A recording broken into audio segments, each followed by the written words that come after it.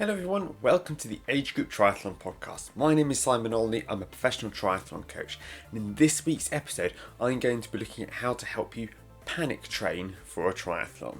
Yes, this time of year panic training is rife because we have a number of people who will wrap up their season. It could be their first season, it could be their 10th, it doesn't matter, it's a universal problem.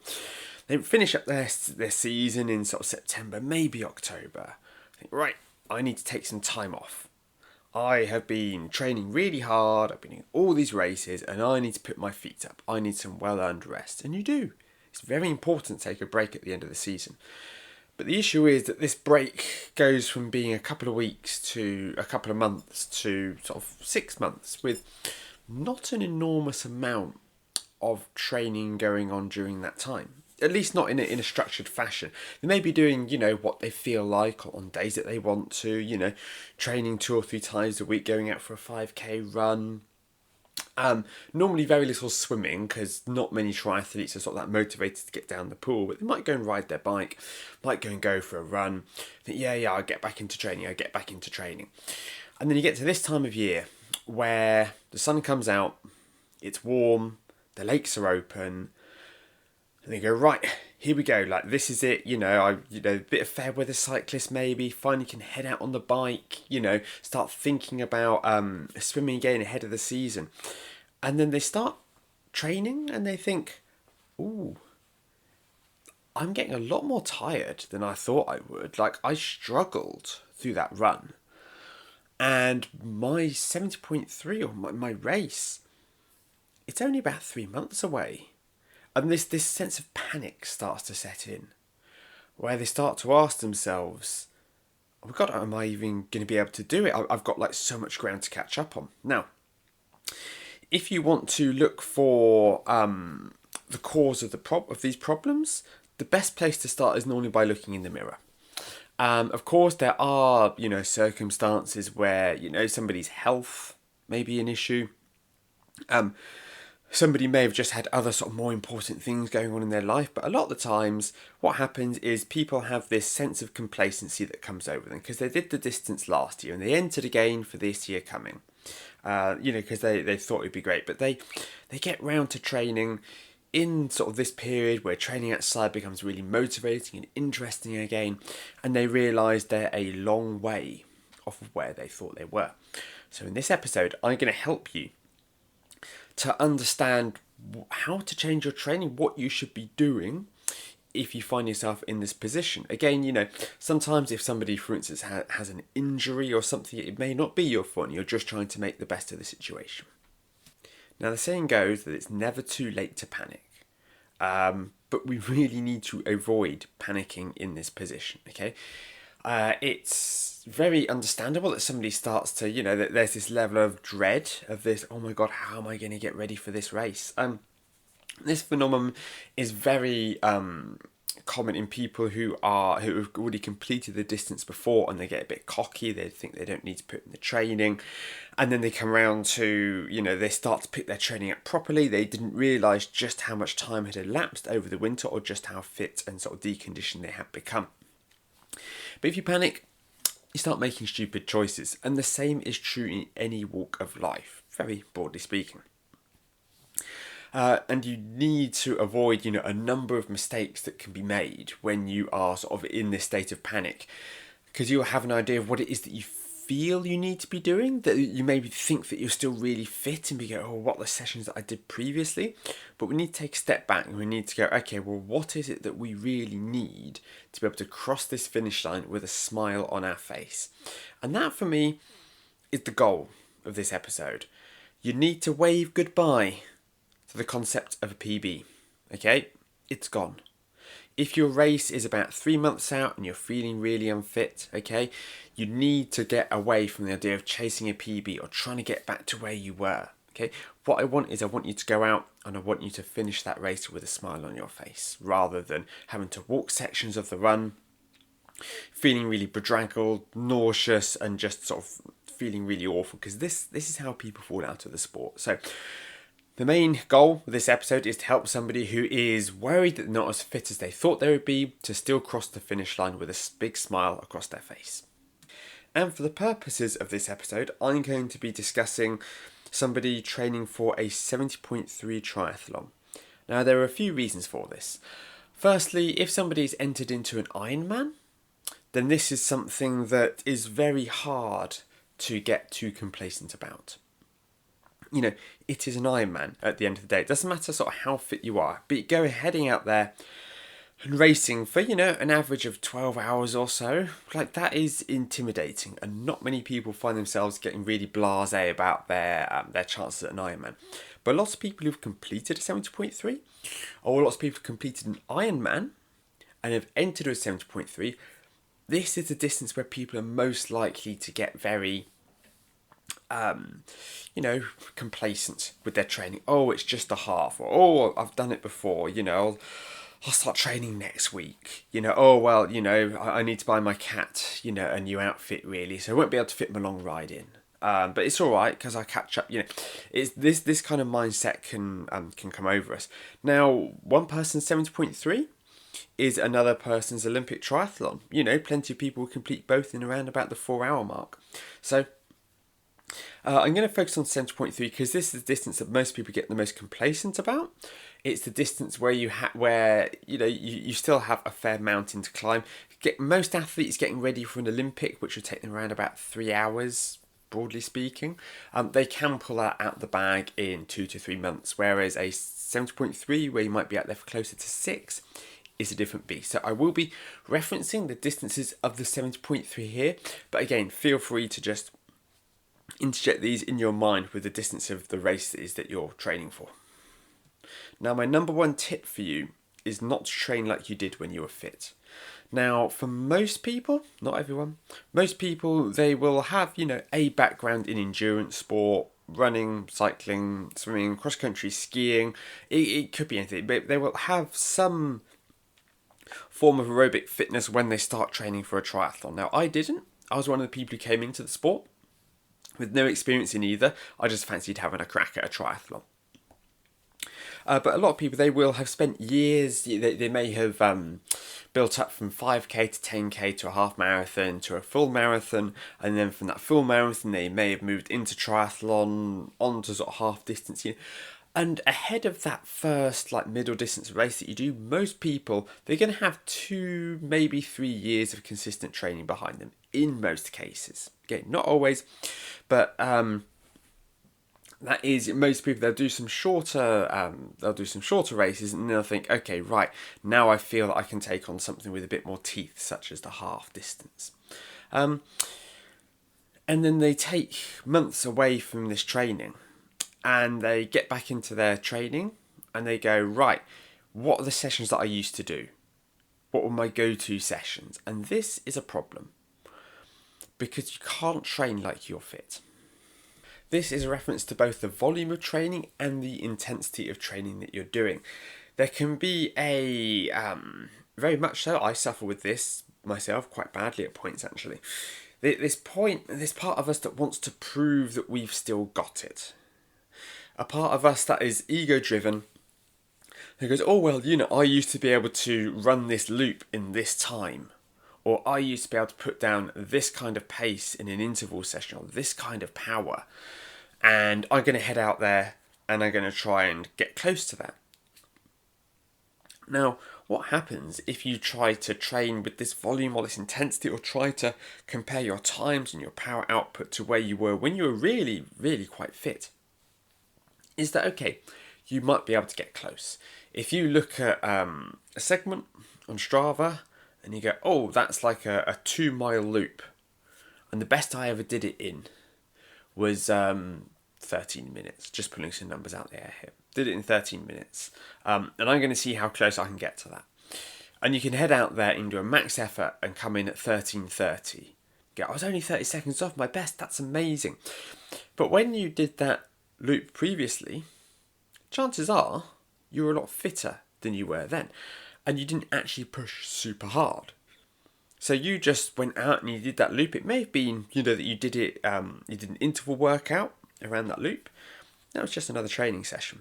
But by going out and running 2 miles hard when you're not really that fit, your legs are going to be sore. tired, you will have used up a lot of energy, and for what? You haven't really done much. If we are training for an event like a 70.3, how much is 2 miles hard going to help us? I'm not saying it's pointless at all, but when you look at, well, we're looking for taking on an event that could be around sort of 6 hours. You know, our ability to run 30 minutes hard, there's not much of a correlation there.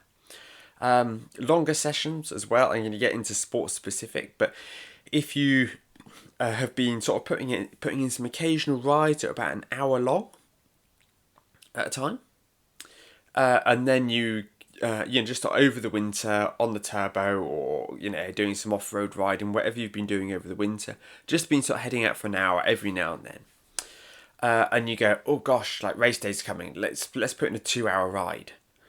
You're doubling the distance that you have been training at previously, and that is going to cause an unexpected level of fatigue. Now you can finish that 2-hour ride, it's not going to kick your butt, okay?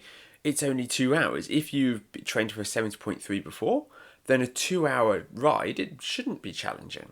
And it won't feel overly challenging, but you will feel it in your legs.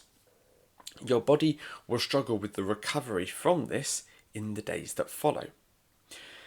So we do need to sort of realign our brain and think, okay, rather than thinking where it is that we want to be, where it is that we used to be, where it is that we feel that we should be, where are we now? And that's where you should be basing your decisions. The best way to do this is to reset your fitness zones. So your training zones, do an FTP test. Now I recommend doing a ramp test. I know it's less accurate, but by doing the ramp test, okay, we are not going to have to worry about pacing. And if you have been away from the sport for some time, you may think to yourself, well, my FTP used to be 250 watts, so if I hold about 270, 275, yeah, I should get back to where I used to be. But the chances are you're not where you used to be, and if you hold that kind of power, you'll blow up about 12 minutes in and you get no result from your test. All you'll have learned is that you're not as fit as you used to be, which we probably knew already. But you need to bite the bullet. You need to redo these tests. Now, I recommend FTP ramp test and a fast 5K. Input those into Training Peaks and they'll give you your new training zones. Now, a lot of people, they can be very reluctant to do this because they know the result is going to be slower than they were. And that could be quite difficult for us to deal with as athletes because we want to have it in our head that, oh, we've still got it, we can still do it. The fact is, if you've taken 6 months away from any kind of structured training, then you're not going to be where you were, and you need to acknowledge that because otherwise you will be chasing targets in your training that are going to be too hard, too fast for you, and you won't be able to get in a good block of training because each session will be harder than it's supposed to be. We need to go back to basics in our training. If you remember how long it took you, because it probably took you, at least a couple of years to get up to the shape that you were in when you did your first 70.3, again, just using this example here, your first triathlon of this distance. You probably had a couple of years of consistent, motivated training behind you. You cannot recreate that in 2 to 3 months. And so you need to go, well, what's the most important thing for me to do? The most important thing is to get back up to the point where you're training for 5 or 6 days a week without feeling run down. That is the most important hurdle to overcome. Not training for 3 days a week, but putting in some relatively big sessions, okay? 5, hopefully 6 days a week.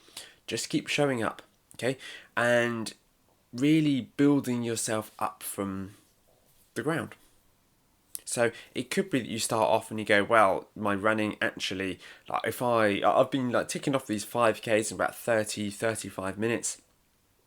But once I get around about 45 minutes in, my body's really not conditioned for that. Then your long run is a 45-minute run. I know it's not that long, but we need to start there and we need to build ourselves up from there. With the bike, you go, okay, well, what is my FTP? Oh, crikey, I did the test. I'm 30 watts down on where I was before. That is tough. But what's more important than in building the FTP? The FTP is useful to make sure that we understand our training zone so we know what easy really is. The important thing is getting the time in the saddle. Okay, it's getting your sit bones used to being perched on that saddle for hours on end. It's about getting more confident out on the road with your handling, slowly increasing the time you can spend in the saddle, extending the distance, getting yourself towards that 90-kilometre mark. Now the swim is potentially, if you have not been in the water, if you didn't have the motivation to go down the pool in the off season, you cancelled your membership, or you couldn't bring yourself to spend, £6-7 to go swimming, then you will quite probably be a long way off of where you thought you were in the water. Your technique, your muscular endurance, all of these will have taken a really big hit. And I know that if I've come back from a big break from swimming of a few months, which has happened, I have to say, be honest, then even after about 200 metres, my arms are getting so tired that my technique's getting scrappy. It's all over the shop. Okay, we need to build this back up before saying, great, okay, well, let's just hop in the lake and put in the race distance, okay? You do need to build this up easily. Now, the vast majority of your training, 90%, I recommend, should be done at a nice, controlled, easy pace, because aerobic fitness is probably what you're lacking the most. And the ability to be able to complete the race and finish with a smile on your face is almost completely going to be dependent on how you can hold that easy race day pace that you'll be holding over a 70.3. Your ability, again, as we touched on, your ability to swim 100 metres fast, your ability to ride 20 minutes hard. I mean, it's nice to have, but we want to be able to make sure that we can complete the distance without stopping. Being able to finish the run without having to slow to a walk is the most important part. This is the goal of the training. And this involves swimming, making sure you come out the water, finish that 1900 metres, feeling good, feeling fresh, not feeling like you are a swamp thing that's being dragged out of the water. Getting on the bike, knocking out 90 kilometres, feeling pretty comfortable during this, and getting off the bike and starting your half marathon run with tired legs, but legs that can run. Okay, nobody cares what your FTP is if you're walking the run. Okay, I don't care if you've managed to add 20 watts onto your FTP in 3 months. Cool, that's great, I'm happy for you, but how much faster is it actually going to make you if you're walking the run? So focusing on these longer sessions, they're not always easy, but what the pace that should be comfortable when it starts out, just running along at a pace that you can hold that's conversational, building up from there is the way to go about this. Using an example from earlier, going from a 45-minute long run to a 50-minute, 55, an hour, bringing that up out to kind of, hopefully, if you have time, about to like an hour 20. Now, I know we're going to go into this in a bit more detail. I know that's not the distance of the race, but I really want to stay away from the idea of I need to hit all the distances in training. You don't. It would be lovely if we could, but if we are panic training, if we only have a few months to go, focus less on that side of, I need to make sure that I hit all the distances in training. It would be, if you have the time to, if you have the fitness to, that's lovely, that's great. But don't sabotage your training to hopefully get to the point where you can say, that's fine, I've done my 1900 metre open water swim, I've done my 90 kilometre bike, I've done my half marathon, I'm ready. It doesn't work like that. Now, I recommend you still include some intensity in your training, but I recommend that this intensity isn't massively structured, in that it could be hill repeats. It could be that you're doing some fartleks when you're running. It could be that you're just including some strides at the end of your long run. I want to avoid you going to the point where you go, you know what, I really need to bump my FTP up, so I'm going to do a bunch of threshold intervals on the bike. Okay, I'm going to smash out this like really hard VO2 max running session. Because if you are unfit, your body does not have the ability to absorb this training, to respond to this training and recover from these hard sessions. Again, the most important thing is the consistency in our training. Sure, you can go and you can knock out these really hard bike sessions. You can turn up to the local running club and do these big track workouts. And you go, haha, I proved Simon wrong, I'm able to do this, and it's great, I'm having a lovely time here. But when you get sort of past the first like 2 or 3 weeks of this, your body is going to be screaming for a break. It's going to be lethargic, it's going to run the risk of injury. It's gonna have problems absorbing that level of intensity, absorbing that high level of training if you have come from a position of sort of several months away. So you can include more intensity in the program as you get through it, but yet the vast majority of your training, you're just looking to extend, sort of get the maximum hours of training in that you can. If we're training for an event that's 6 hours long, okay, we ideally want to be putting in around about 7-8 hours a week in an ideal world. We can't afford to be putting in 4 hours a week, but one of those is a 2-hour ride, so everything's going to be fine. So I'm going to look at each individual discipline here and how you can make sure that you're optimizing each of these for this sort of period of panic training that we are entering into. So with the swim, I've already touched on this, but your muscular endurance in your arms, your upper body strength, it will wane, faster than your lower body. I think that partly because we walk, I know that I walk my dog every day. A lot of us, we're walking up and down stairs, we're moving around with our legs, but our arms, we don't tend to use quite as much. A lot of us have desk-based jobs. When we start using our arms to propel ourselves, they will start to fatigue quite quickly. So we need to be building up our distance in the swim slowly, okay? Start off, if it's your first swim in a long time, just swim 10 100s. Just swim 1,000 meters, taking a break at the end of every 100. Did that feel easy? Good. Next time, we're doing 15. Next time, we're doing 20. Rather than jumping straight into trying to swim 2K straight, we are slowly extending the time that we're spending in the water. We got to 2,000 meters. Fantastic. Let's turn that into 10 200s. So swim it as 200s instead of 100s. Then we're going to swim, let's go for 5 400s.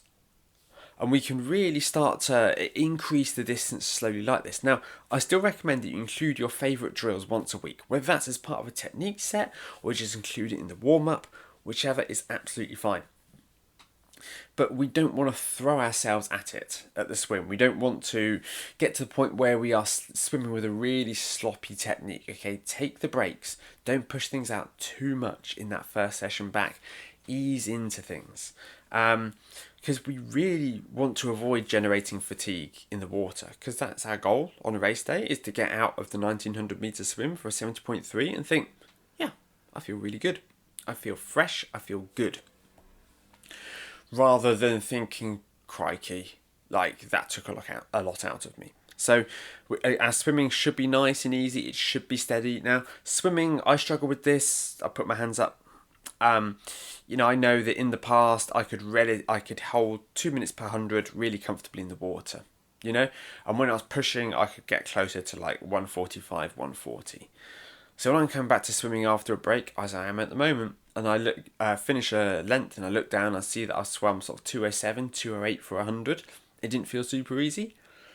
It's not a nice feeling, if I'm honest. But if I was pushing, if I was trying to get back to that, let's try and get to 2 minutes per 100, I know I'm going to generate so much fatigue that it's just not going to be worth it. And I'm going to be sabotaging my run set training and my bike training, which when we look at the entirety of the day, when we look at how long we're going to spend in the water relative to cycling or running, then we do need to make sure that we are not overly fatiguing ourselves in the swim. We're just, again, looking to do the training that we need to be able to knock out 1900 meters without exhaustion. Now, on the bike, the big focus should be on our long ride, because we want to get, hopefully, depending on where you're at the moment, depending on how far you're out from your race, we want to be hitting around that 3-hour mark in training. I think 3 hours is roughly kind of your average bike split for a 70.3. And even if it's a bit over, 3 hours is still a nice little milestone to get to. If we can hit 3 hours, then we should be pretty good. And we can increase our long ride faster than we can increase our long run. Long run, I normally only increase by about 5 minutes per week for most people. Again, depends on the individual, how well I know them, how long they've been running for, injury history, all of this. But in the vast majority of cases, I want to make sure that we are being conservative with our long run, because the last thing we want is to pick up an injury. If we panic in our training and go, oh goodness, I'm so far behind with my training. Well, I'm going to do a 10k run. I've only been doing 5ks, but I'm going to do a 10k run next week, and then a 15k run, and then a half marathon. You're probably going to get injured. Again, you might be lucky, you might get away with it, but most people in that situation, it's going to be too much for their body. So we want to avoid injury, be conservative, building up our long run, but on the bike, we are looking to we can build up a little bit faster, sort of 10 minutes per week. So if we start off with, say, sort of like a long ride of around about, say, 90 minutes, and we're adding 10 minutes on to the length of each long ride, so 1 hour 40, 1 hour 50, up to 2 hours, we're probably only looking at around about 10 weeks, probably less than that, to get up to our race distance. So hopefully you've still got enough time to be able to build that up, but do so slowly. Don't jump straight from an hour to 2 hours, because again, your body, it's not going to be used to this. It is going to struggle. Now, I know that I told you to do an FTP test, but I don't want you to improve this FTP. I don't want you to be putting in threshold sessions. I don't want you to be putting in sweet spot sessions. I don't want you to be joining the club ride, smashing it out on the front. I want you to be slowly increasing the distance that you can ride for. If you put in a big block of training focused on improving your threshold, and you went from 200 watts to 215 watts, oh yeah, that's great, I've seen a nice increase there. But yeah, I'm always happy for someone to have a higher FTP. That's always going to be helpful. That's always going to be useful. But let's be honest, guys, it's not nearly as important as being able to ride 90 kilometers and get off the bike feeling fresh.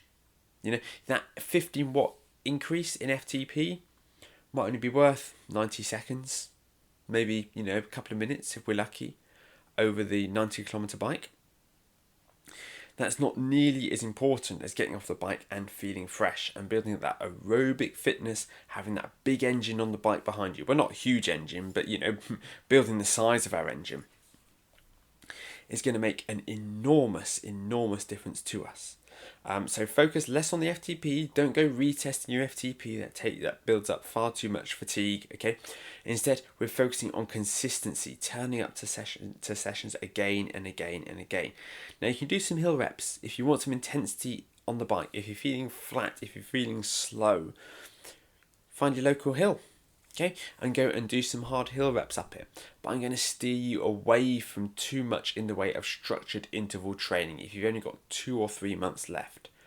Because by the time we take into account a taper week, and by us easing into things gently to avoid us sort of ending up heavily fatigued or injured, okay, we don't have all the time in the world here.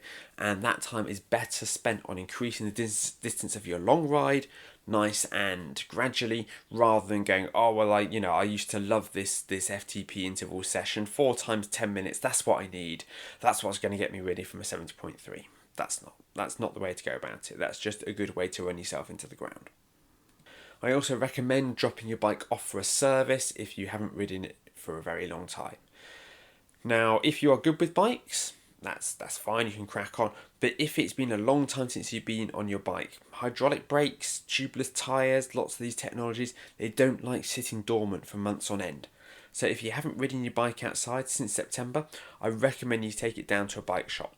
Get them to look at your bearings, get them to replace your hydraulic fluid, make sure that your brake pads have got plenty left on them, ensure that the sealant is cleaned out from your tyres, cleaned out your tubeless tyres and new stuff put in. Okay, it's pretty basic stuff, but it is really important to make sure that your bike doesn't let you down in training, or even worse, on race day.